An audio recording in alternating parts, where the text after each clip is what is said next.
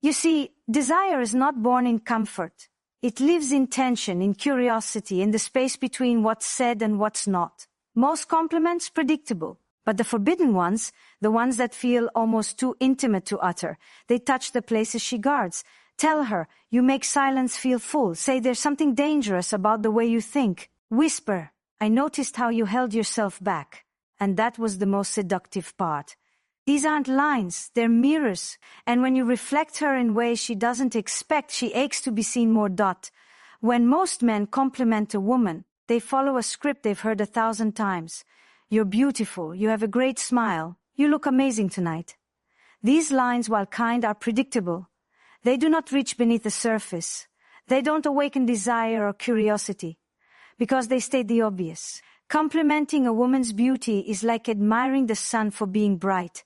It's expected, and she's heard it before. What truly captures her attention, what lingers in her mind long after the moment has passed, is when a man acknowledges something more elusive, her mystery.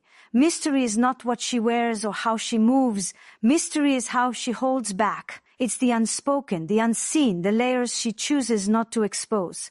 And when a man says, with conviction and stillness, there's something about you I can't quite figure out, he's naming her depth without trying to possess it. He's recognizing that she is a universe with constellations not yet mapped.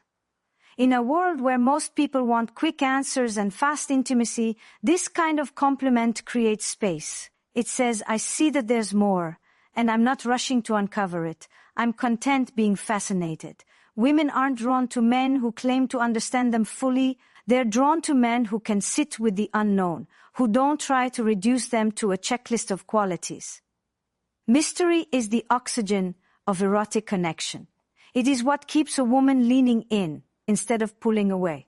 When a man can speak to the feeling she evokes in him without pinning her down, he becomes different from the others. He becomes the one who doesn't just see her but senses her, saying something like, there's a kind of silence in you that speaks louder than words, touches a woman differently. It bypasses her defenses. It says, I notice what you're not showing, and I find that compelling. It gives her permission to be both revealed and hidden. It respects the parts she hasn't made sense of yet herself. And that's powerful, because when a woman feels she can remain mysterious in a man's presence and still be desired, she feels safe. She feels seen not as an object, but as a presence, a force, an enigma worth respecting. This kind of compliment doesn't just flatter her, it opens her. It engages her imagination.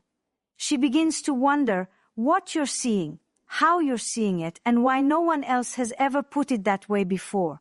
You're not just reflecting her image back at her. You're holding up a mirror to her essence, the intangible, the untamed, the beautifully complicated part of her identity that even she hasn't fully explored. And it doesn't require poetry or performance. It requires attention, stillness, curiosity without agenda. It's the pause in conversation where you look at her, not with hunger but with reverence, and say, you carry a quiet that feels charged. It's unexpected. It's intimate, and it awakens something primal, not just attraction, but intrigue. The feeling that you're not trying to take anything from her, only to witness her in the fullness of her contradiction. When you name her mystery, you're not trying to decode it, you're honoring it. You're saying, I'm willing to sit with what I don't understand and I find it beautiful. Most men look for clarity. The ones who make women ache are the ones who are drawn to complexity. Women aren't waiting for someone to figure them out. They're waiting for someone who loves the fact that they can't be. And when your compliment reflects that, it's not forgotten. It becomes a memory, a mark, an invitation to something deeper. So when you want to say something real, don't tell her she's beautiful. She already knows that. Tell her she's difficult to describe. Tell her she has a presence that makes you quiet.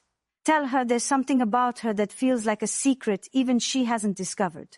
And say it with the energy of someone who's not trying to own it, but just grateful to witness it. There is something deeply powerful in being seen for the choices you make that no one notices. In a world obsessed with outcomes, most people miss the intention. They see the dress, but not the reason she wore it. They hear her laugh, but not the subtle decision behind when and how she lets it out. When you compliment a woman's intention, you're not just admiring her. It's as if you're speaking to the invisible thread behind her actions, the why behind the what. And that kind of attention is rare. It makes her feel not only observed, but deeply understood. A man who notices intention is a man who pays attention. Not to impress, not to manipulate, but because he's genuinely interested in the soul beneath the surface. When you say, I noticed how you chose to stay quiet in that moment, and it said more than words could, you're honoring something sacred. You're not focused on how she looks or how she performs. You're acknowledging her agency, her internal world, the decisions she makes that come from somewhere deeper than appearance. And that is electric, because so many women walk through life being seen only for what's obvious. They're praised for looking good, for being pleasant, for doing things that serve others. But to be seen for an internal compass, for the emotional intelligence, the deliberate restraint, the thoughtful timing, is to be seen as whole. It says, I see your choices, not just your effects. That's a different kind of gaze. That's not the gaze of someone trying to consume. That's the gaze of someone who recognizes value in what most miss. Complimenting her intention is saying, I noticed how you handled that situation with care, how you shifted your tone to protect the moment, how you created space without needing credit. These are not grand gestures. These are subtleties, and in them lies the truth of a woman's depth. When a man can name those subtleties without agenda, without flattery, just in truth, he becomes unforgettable. He makes her feel seen in a way that doesn't demand anything in return. He makes her feel like her inner world matters. You can tell a woman she's smart, or you can tell her, I noticed how you asked that question, not to prove anything, but to invite something more honest. One of these is generic. The other is precise, intentional, layered. One strokes the ego, the other touches the soul. And when you speak to her with that kind of depth, she listens differently. Not because you're clever, but because you've stepped into the realm of emotional intimacy, that rare space where words become a bridge between outer perception and inner truth. You don't have to be poetic to compliment a woman's intention. You just have to pay attention to what's behind her words, her gestures, her energy. Notice how she makes others feel at ease without trying. Notice how she chooses softness when sharpness would be easier. Notice how she carries herself with grace, not as a performance, but as a form of resistance in a world that often misunderstands strength. When you name those things, you're not just making her feel desired. You're making her feel known. There's something incredibly arousing about being recognized for the invisible. It's not about being put on a pedestal. It's about being met. It's about a man saying, without needing to impress, I saw what you did there and I respect it. That's emotional intelligence in action. That's erotic maturity. And it's rare enough to leave a woman thinking about you long after you've left the room. She may not even realize how deeply she craves this kind of attention until it's given. Because when a woman is complimented for her intention, she's being told that her inner landscape is visible, that her complexity is not only accepted but admired, and that changes the dynamic completely. It transforms the interaction from superficial admiration into soulful connection. It creates a space where she can relax into being, not just performing, where she can stop trying to be impressive and simply feel seen for the quiet power of her choices. Most compliments chase after the visible, the loud, the revealed. They focus on what is shown, the curve of a body, the shine of a smile, the cadence of a laugh. But what truly captures a woman's attention is when a man sees what she holds back. When he names the restraint, not the display. When he notices the power in what she chooses not to give away. There is something wildly magnetic in that kind of recognition because it touches a deeper part of her, the part that controls her allure with intention and mystery. Restraint is often misunderstood. It's mistaken for shyness, for distance, even for coldness. But in truth, restraint is strength. It's the deliberate act of choosing how much of oneself to reveal and when.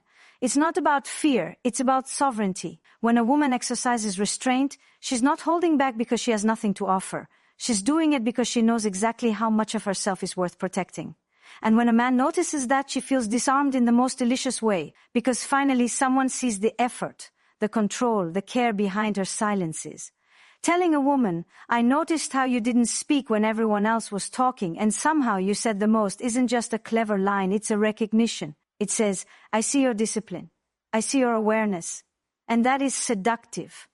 Not in a flashy, performative way, but in a way that wraps around her psyche and lingers. Because while many try to draw her out, only a few know how to honor the boundaries that make her presence meaningful. There is a difference between someone who praises vulnerability for their own access and someone who respects restraint because they know it takes more power to hold than to spill.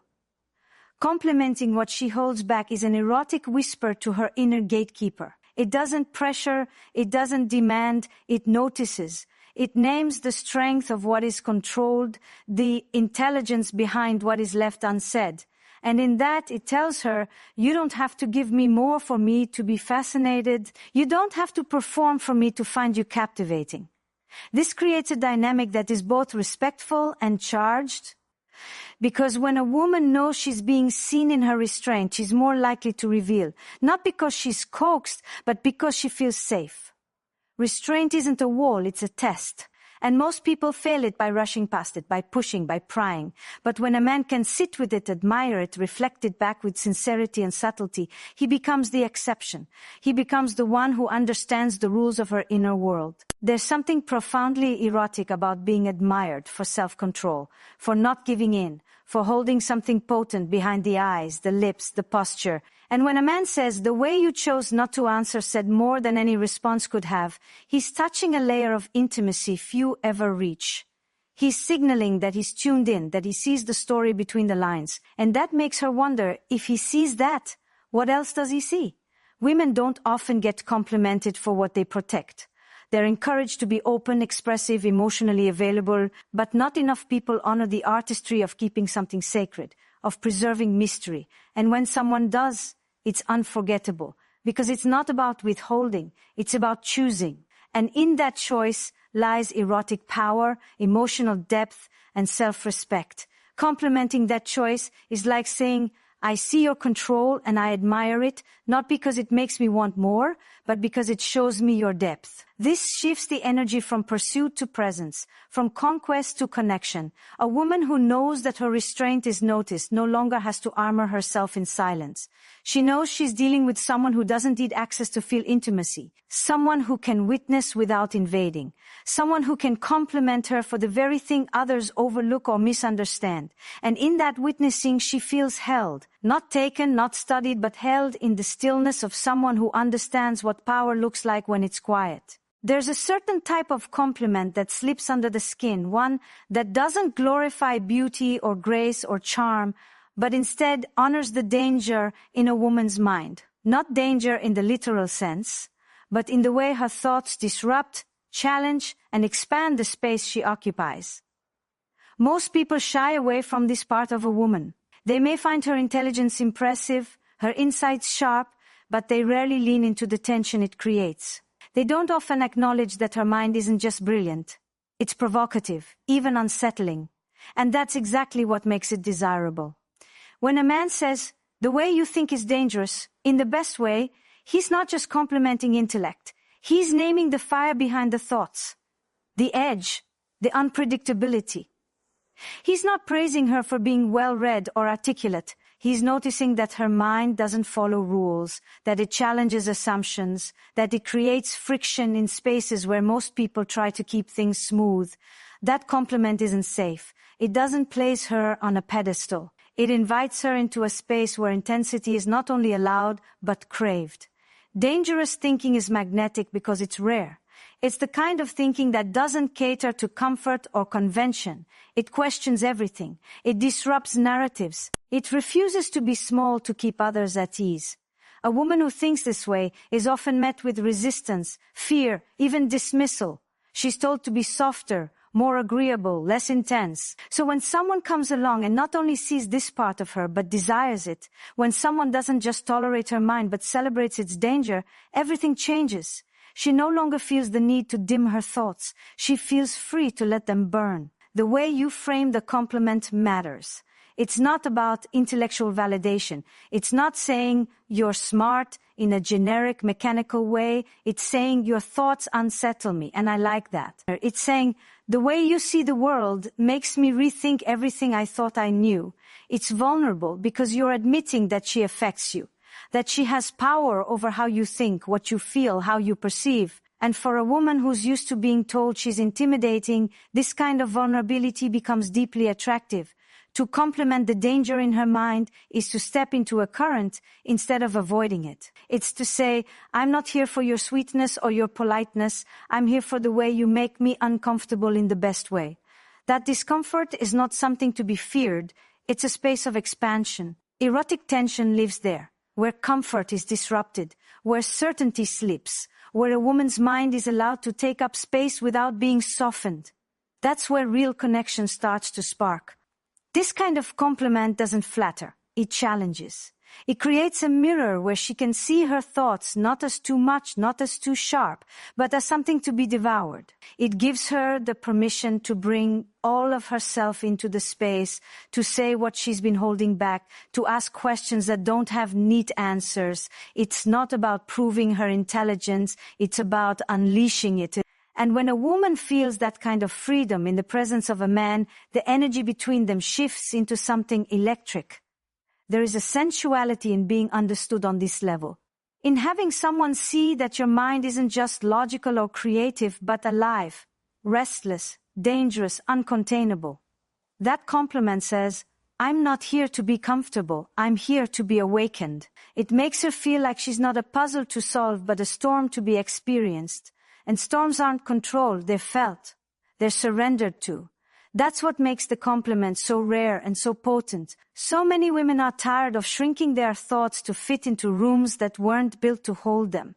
They're tired of being told to calm down, to soften their edges, to make themselves more digestible. When you say, the way your mind moves is dangerous, and I want more of it, you break that pattern. You enter her world on her terms. You stop asking her to filter herself. You invite her to unleash. And that unleashing, that raw expression of intellect and fire, is where desire takes root in ways most people never even notice. There's a profound difference between being looked at and being felt. Most people observe from the outside. They gather information, make assumptions, and respond to appearances. But to make a woman feel watched in a way that touches her, in a way that stirs something deep in her, is to do more than look. It's to witness her. It's to hold your attention on her not with hunger or need, but with reverence, curiosity, and a kind of still awareness that says, I'm here, and I'm paying attention to what you aren't even showing. To feel watched is to feel chosen in the moment, not because of a performance, but because of a presence. When a woman senses that you are watching, not judging, not analyzing, but experiencing, she relaxes into herself. She feels your energy wrap around her in a way that isn't invasive, but intimate. She begins to notice the way your gaze doesn't flicker to your phone, doesn't drift away when the conversation pauses. She begins to feel safe in your silence, because she knows your attention isn't going anywhere. Most men look at women with an agenda. They scan for clues. Are they winning her over? Is she interested? Is she attracted? But when you remove the agenda and simply remain present, when you're watching not to get something but to feel something, that's when everything changes. A woman feels this shift. She knows when someone is observing her with presence versus with pressure. One makes her feel like she has to perform, the other makes her feel like she can be. There is erotic power in presence. It doesn't require words or touch. It doesn't need to be overt. In fact, it's often the subtlety that makes it so compelling, the way your eyes rest on her.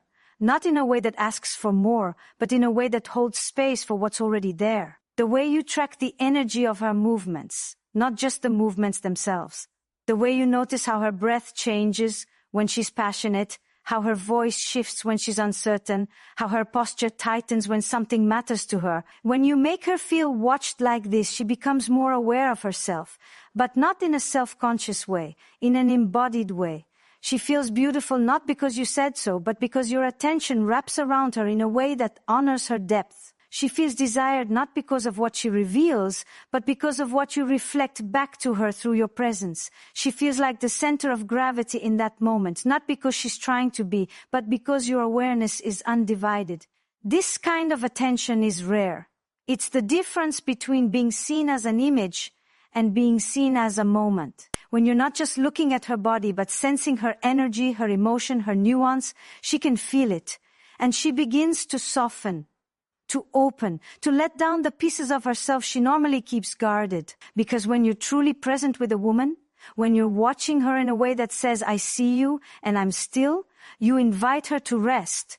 And rest is where desire begins to grow. There's nothing performative about it. You don't need to say the right thing or make the perfect move. Your presence does the work. It's in the way you stay with her when she pauses, the way you listen when she doesn't have the words, the way your gaze doesn't just follow her figure but lingers when she reveals her thoughts. You're not scanning her, you're receiving her. And in that receiving, she starts to reveal more, not because you're pulling it from her, but because she feels held. A woman who feels watched in this way starts to glow differently. She becomes more expressive without realizing it, more magnetic, more alive. Because she's no longer in the space of proving, she's in the space of being met. That is the gift of presence. That is the art of attention without expectation. And when you learn to offer this kind of gaze, not from need, not from desire to consume, but from reverence, you shift the way she sees herself. You become the mirror that doesn't distort or demand. You become the one who makes her feel safe in her power, in her silence, in her presence. Emotional risk is often misunderstood. It's not just about vulnerability or being open. It's about stepping into moments where the outcome is uncertain, where the heart is exposed, and something real is on the line. Most people are uncomfortable with emotional risk because it asks for presence without control. And for women especially, emotional risk can be a layered experience, one that is often felt more than named. So when a man can reflect this risk back to her, not with fear or avoidance, but with admiration and grounded awareness, he creates something rare. A container where depth feels not only possible, but safe and welcomed. When a woman shares something that carries emotional weight, there's a pause inside her. Even if she's confident, even if she's expressive, there's still a part of her watching to see what you do with it. Do you retreat? Do you deflect? Do you change the subject? Or do you stay? When you stay, not just physically, but emotionally, and let her know, either with your words or your silence, that you felt the risk she just took, you build trust without even naming it. And when trust begins to form, desire follows closely behind. Not in a performative way, but in a deeply embodied one. You don't need to make grand declarations or say the perfect response. You simply need to let her know you see what just happened. You can say something as simple as, that probably wasn't easy to say, or even just hold her gaze for a few seconds longer, with the kind of quiet that says, I'm not running. These small moments communicate volumes. They say, you're not too much. They say, I'm not afraid of your emotional world. And for a woman who is used to navigating others' discomfort, that experience is grounding, even erotic in its stillness. When you validate the emotional risk she takes, you're telling her, I'm aware that what you shared cost something, that it required courage, that you didn't have to let me see this, but you did, and I don't take that lightly. That kind of attention doesn't just land in her mind, it lands in her body. It brings her into a state of openness that isn't forced or manipulated, but chosen, because now she knows she can reveal parts of herself without being shamed or rushed or dismissed. Most people try to skip over these moments. They want to get back to comfort, to laughter, to lightness. But the ones who make the greatest impact are those who lean into the pause, who recognize that in those moments of emotional risk, a door is being opened. And instead of barging in or walking away, they simply stand there, aware and still, letting her decide whether or not to invite them through.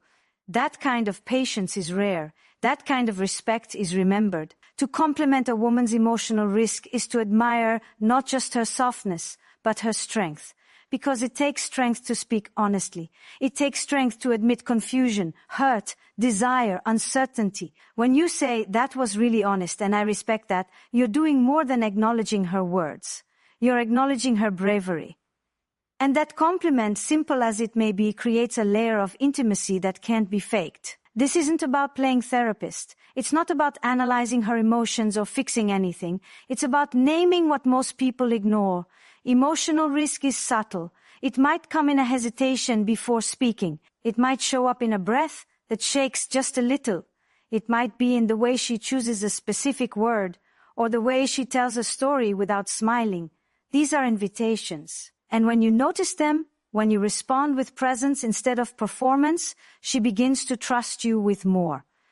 Trust is not built through perfection, it's built through awareness. When you reflect back her emotional risk, not by overreacting or minimizing it, but by holding it with steady respect, she feels safe. Safe to feel, safe to share, safe to explore what else lives beneath the surface. And in that safety, something opens. Not in a linear, predictable way, but in a slow unfolding, where emotional connection turns into chemistry, and chemistry turns into something more textured than desire alone. It becomes a bond formed not by attraction, but by mutual recognition of what's real, what's raw, and what's risked in the name of truth. There are parts of a woman she doesn't show, not because she's hiding, but because she's protecting. The world has taught her which parts are acceptable and which are too intense, too complicated, too much. So she learns to present only the version of herself that feels safe to share, the one that smiles easily, speaks clearly, holds things together. But underneath that curated self lives another version, one that is messy, raw, uncertain, fiercely emotional, wildly instinctive. And when a man can see glimpses of that hidden self and reflect it back without fear, without needing her to change, something shifts inside her. Most people respond only to what is obvious. They interact with her surface, compliment the confidence she shows, the warmth she expresses, the clarity she communicates. But the man who looks deeper, who names the things she didn't think anyone noticed, the subtle tension in her body when she talks about her past, the flash of fear in her eyes when she lets her guard down, the contradiction in her laugh when she's trying to hide sadness, that man becomes unforgettable. Because he's not just responding to her performance, he's witnessing her truth. To validate what she thinks she hides is to reach into the quiet corners of her being and say, even here you are seen, not exposed, not analyzed, but gently mirrored. It tells her she doesn't have to keep so much locked away, that she doesn't have to work so hard to be composed, that her complexity is not a liability. It's a language, and someone has finally learned how to speak it. This kind of attention doesn't come from intensity or effort. It comes from presence, from listening not just to her words, but to the spaces between them, from watching how her body reacts when she talks about something meaningful, from noticing the shift in her breathing when she feels vulnerable. These aren't loud moments. They're quiet invitations. And when a man has the emotional attunement to respond to those invitations, she begins to soften, not because he asked her to, but because she feels safe enough to. You can say something like, I noticed you got quiet when you mentioned that. Are you okay? Or, there's a lot you're not saying and I'm not in a rush. Simple phrases, but they carry weight. They tell her she doesn't have to package herself, that she can unfold without being judged, that her silence is not a void to fill, but a signal to honor. And when she feels that kind of patience, she begins to show parts of herself even she hasn't named. To be seen for what you think you're hiding is a disorienting experience at first. It breaks the rules she's learned about safety. She may resist it, she may test it. But if you hold steady, if you remain grounded and curious and clear, she will eventually realize that your attention is not a spotlight, but a mirror. One that reflects her whole, not just the highlights. One that says, I see your doubt, your grief, your hesitation, and I'm not going anywhere. This isn't about rescuing her. It's not about being the one who fixes what's broken. It's about seeing the beauty in what's real, even the cracked places, even the parts that feel unfinished. Because when you name the part of her she thought she had to hide, you free her from the illusion that love is only available when she's perfect. You teach her that desire can exist in imperfection, in contradiction, in shadow. And that is a rare kind of liberation. Most men miss this opportunity.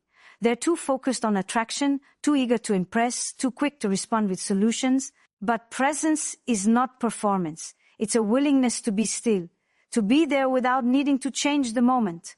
When you show a woman that the parts she hides don't scare you, don't confuse you, don't make you pull away, she begins to believe something different about herself, that maybe she doesn't have to hold it all alone, that maybe, just maybe, being fully seen doesn't mean being rejected, and when that realization hits, everything changes. Her guard drops, her breath deepens, her tone softens. She starts showing you things without even knowing she's doing it, not because you pulled them out of her, but because your presence invited them.